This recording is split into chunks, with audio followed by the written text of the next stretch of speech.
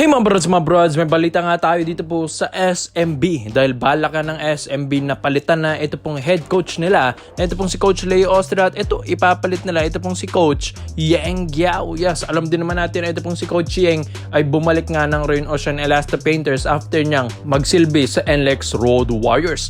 Pero itong sa pagbalik ni Coach Yeng sa Rain Ocean, ang ganda nga ng pinakita ng Ross last season, di ba nga muntik-muntikan pa nilang matalo ang TNT Tropang Giga sa semifinals round. Pero ito pong si Coach Yeng Guiao, ito na nga yung isa sa mga gustong kunin naman ng SMB. Sabi kasi nila, ibang-iba yung binalik nila si Coach Leo Austria mga kabrods. Parang nagulo yung lineup, nagulo yung adjustment mga kabrods. Kaya ito yung nagresulta ng pinakamaagang bakasyon ng SMB sa mga ilang taon nilang paglalaro sa kada season mga kabrods. Kaya ito po, Coach Yeng Guiao, ito rin naman talaga yung nagbasag dito sa play ng SMB. Ang SMB kasi kung mag-play ito, napakatagal, napakabagal mga kabrods. While ito pong si Coach Yeng Guiao, run and gun ang play. Kaya dito nila natatalo ang SMB last season. Sabi nga ni Coach Yeng, ang SMB kasi pag sinabayan mo ng bagal at pagsiset up ng play ay talaga matatalo ka dahil ang gaganda nga ng mga players dito kapag set up ang play.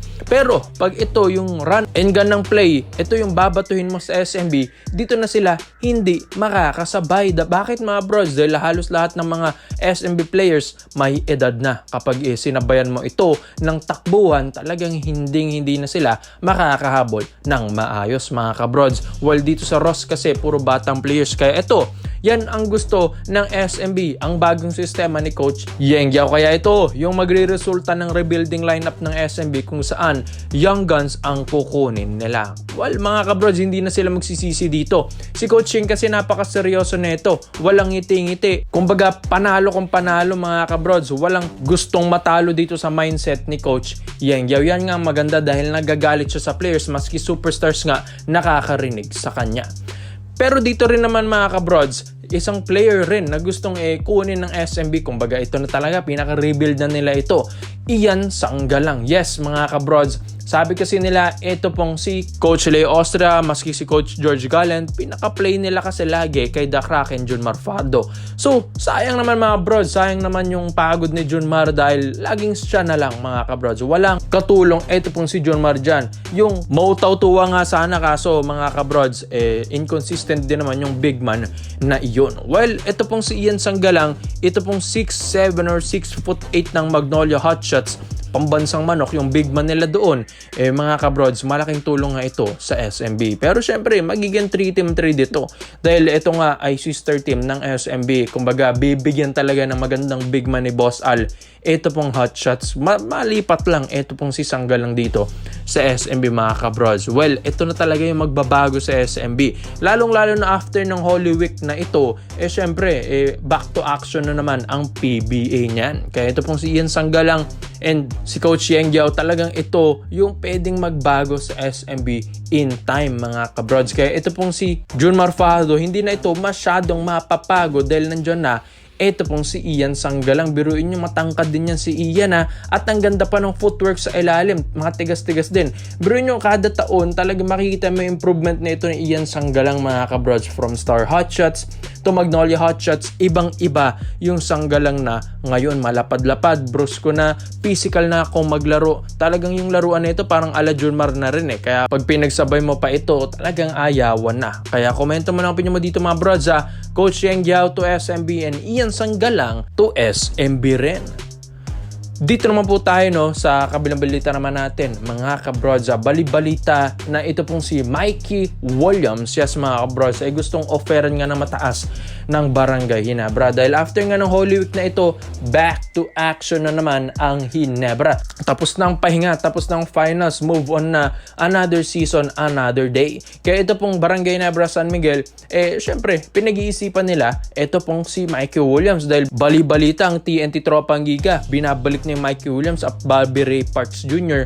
para gawing trade asset sila. Kaya ito pong si Mikey Williams na alam naman nating nakabalik na rin ito dahil naglaro nga ito sa SGA kamakailan lang sa Strong Group Athletics mga kabrods, ay dito nakausap rin kahit papano ito ng TNT management. Pero yun nga, hinihintay na lang natin ito pong say ng TNT kung kailan nila ibabalik si Mikey Williams. Pero ang Ginebra, nakaabang dito mga kabrods. Dahil ito pong si Mikey Williams, hindi rin naman biro yung talent din nito.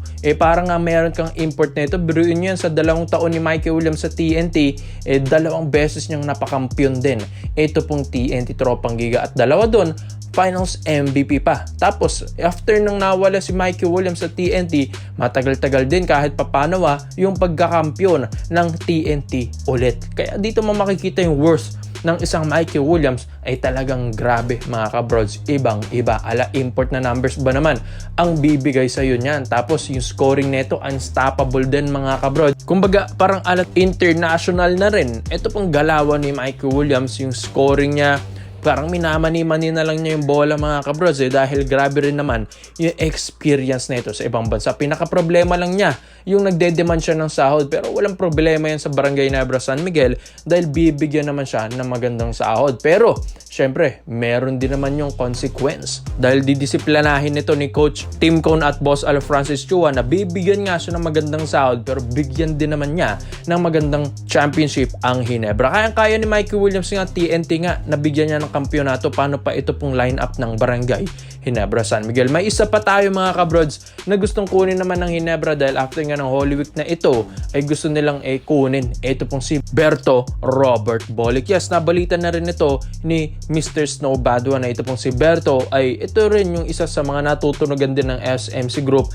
at MVP Group na gustong kunin nila. Dahil ito pong si Berto ay nabalita nga na gustong umalis na ng NLEX Road Warriors. Yes mga kabrods, dahil sa tagal-tagal ba naman dyan ni Robert Bolick, ang dami na rin niyang binibigay na all out sa laro dito sa NLEX. Pero anong nangyayari? Laging nalalaglag. Siyempre, wala ba naman din kasi siyang katulong, kaya parang tinatamad na rin eto pong si Berto. Unlike naman, kung mapunta ka ng MVP Group or SMC Group, talagang malaki ang tsansa mo na manalo ng kampyonato. Kaya dito sa Barangay Nebra, nakaabang sila dito kay Robert Bolick once na umalis ito ng NLEX Road Warriors. Dahil pwede pa nga niyang mabigyan ng kampyonato at chance ulit ang Ginebra. Dahil sa tagal-tagal ba namang hindi na nagkakampiyon ng Ginebra, dito na sila gustong kumuha ng mga superstars like Robert Bolick and Mikey Williams. So, ito talaga yung magbabago sa Barangay Nebra San Miguel mga kabrods. Kaya kung makuha nila yung dalawang ito, hindi na ako magugulat kung makakapasok pa sila ng championship round. Dahil ito pong si Robert Bolick, iba rin naman yung mindset na ito mga kabrods. Tignan nyo naman, kada laro, parang talagang seryosong manalo, seryosong gumawa. Talagang hindi mo makikita yung ngiti na ito sa mukha dahil yung mentality ni Robert Bolick ay W lang mga kabrods. Kumbaga, win is a win. Kaya yan ang kagandahan kay Bolick, kay Berto, dahil nakikita ng Ginebra ng puso sa laro. At parang never say die ang attitude. Skills pa lang. Scoring, depensa, magaling magmando mga brods, magaling gumawa ng play, talagang all out kung mag-drive. Boys buhay din, hustle din kung maglaro. Kaya ito pong si Berto ay talagang pwedeng-pwede sa Barangay Nebra San Miguel. Kaya komento mo lang opinion mo dito mga brods.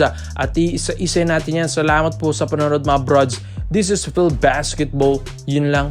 I'm out.